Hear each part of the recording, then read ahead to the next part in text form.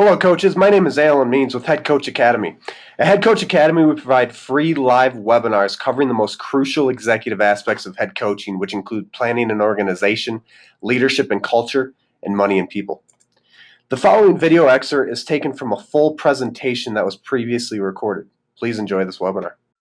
Let's see. Oh, one, this is really good. When you're choosing an offensive or defensive system, a coach should try to do at least one of three things. And I really like this. Let's see if I can make this bigger here. It's from, let's see. This is from Dave Bliss. But he coached here in Texas at Baylor, SMU. But he said when choosing an offensive or defensive system, a coach should try to do at least one of three things. New. Do something that's new or novel. And, you know, there's always something like that. Do something different. Do something that few teams are running in your area or your district or your league.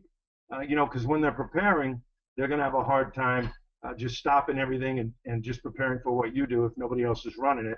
Or just be the best. Do it better than everyone else. And that's if you have the best players, which, sometimes you do. Sometimes you don't. But you want to do it the best you can. I always think trying to look at your players and choose something that matches their talent, skills, and abilities. We don't get to recruit in high school, so we got to adjust as a coach. Now, we're not going to adjust our foundational things, but we might shoot quicker. We might worry about offensive rebounding more than getting back, all those kinds of things. So I think it's important that we do that. So that's just something I wanted to share with you. Let's see. Danny Henderson, as I said earlier, he had some of these daily messages that he shared with his team, and these were things that he's focused on when he, was working with his players, and I really like them. And so we try to add some of these to our, thoughts every day. You have greatness in you, and I'm not going to let you fail. It won't be easy, but it will be worth it. Teamwork begins and ends with communication. You can't cheat the game. Hard work's the only way. Successful people do what unsuccessful people do occasionally. The dream is free, but the journey is expensive. Takes no talent to work hard. Teams of entitlement never win championships. I like that one. Teams of investment always have a chance. This game honors toughness. Buy in or buy a ticket. If you're not buying in, you aren't helping this team any more than the lady sitting on the fourth row eating popcorn. Regular people do regular things. Don't be regular. Be special. If you think little things don't matter, think about the last game you lost by 1 point. I think that's a good one. Effort is only effort when it begins to hurt. 99% of failures in life come from people making excuses. Victory requires payment in advance. If you want to win, If you want to win, there's absolutely no way around hard work. You will never be great if you only work hard when you feel good. That's the logo, Jerry West.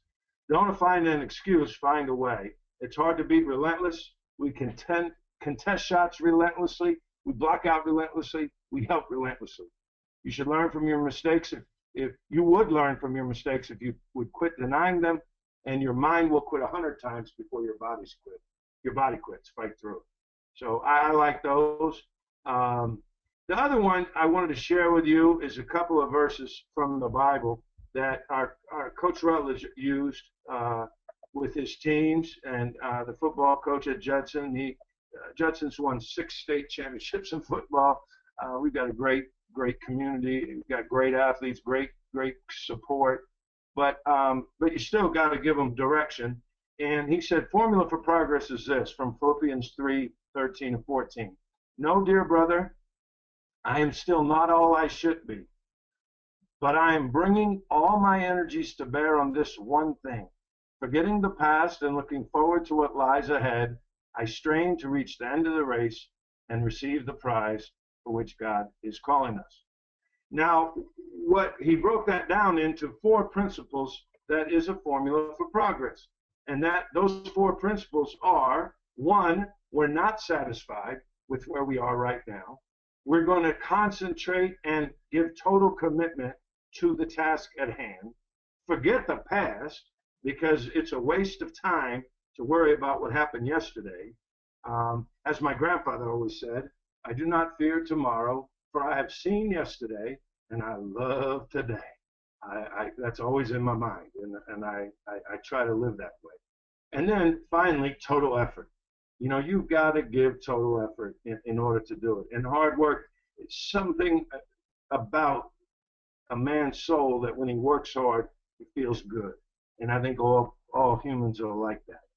The other one is, though, and you've probably heard the word arate and seen that. If you know Don Meyer, a legendary coach who just passed away, had some great things on that. But it's this idea you don't have to be the best, but you do have to do your best. And Galatians 6:4, then you will have the satisfaction of a job well done, and you won't need to compare yourself with someone else. So those are many things that we share with our teams, to try to give them the opportunity to understand, what we can do to help them move towards their goals. And we have a notebook, obviously.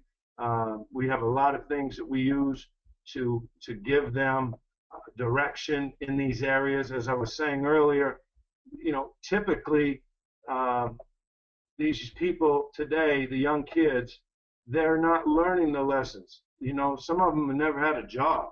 In fact, most college athletes now, they're playing AAU basketball all the time. They don't even have a job, so they don't really understand how to work except in the athletic arena.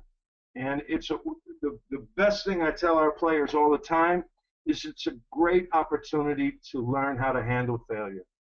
Basketball is a great game because in most sports, just like in most sports, you have to deal with adversity and failure on a constant basis. And it's your reaction or your response to failure. How do I respond, not react, but respond in a positive way to failing over and over and over and still grind it out, still come back, still compete. And so that's why we came up with that idea that, we're going to have the ABCs, attitude, I choose my attitude, believe in myself through the ups and downs of life, and then make sure that I choose Rich Garza, a motivational speaker and a faith guy that talks to kids. He always talks about there are no winners, no losers, just choosers. And we're free up to the point of choice. After that, the choice controls the chooser. Another thought on that is you want to also understand that you've got to see what you're putting into your mind, and that's really important. So the choices you make are critically important. And the last thing I think is understanding that doing your best, do it right now. And we just constantly are talking about those things with our players, and that gives us the chance then to define excellence. And I'd like to close with that. How do we define excellence?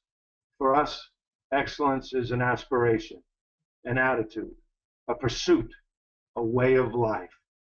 Excellence is all of us working together, aspiring to the fullness of our potential, always in pursuit of a higher standard, determined to do everything we do somehow better than it has ever been done before.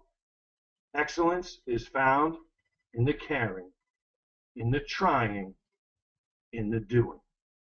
It is our objective. We seek it with dedication, and it is the mark of our team. That really sums up, I think, what one of the things that we try to do with our program.